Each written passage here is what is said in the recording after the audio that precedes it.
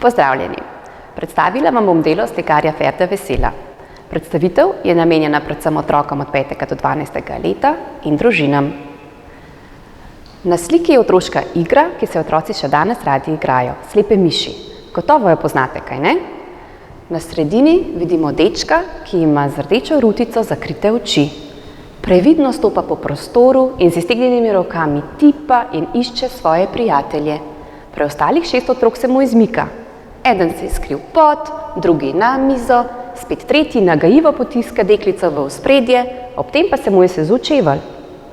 Na otroke pazi starejša gospa s skodelico v rokah. Če bi lahko stopili v prostor, bi nam gotovo zadišalo po kavi ali čaju. Kaj pravite? V katerem letnem času se odvija ta prizor? Slikar je sodeloval na božičnem natečaju na temo zime, zimskih podob. Kaj pa je na sliki pravzaprav zimskega?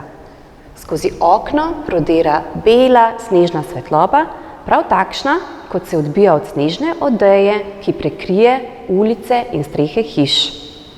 Kaj mislite, je bil slikar na natečaju uspešen? Odgovor je zelo. Komisija mu je namreč podelila srebrno medaljo. Slika je sicer nastala v Münchnu, torej v Nemčiji, okrog leta 1891.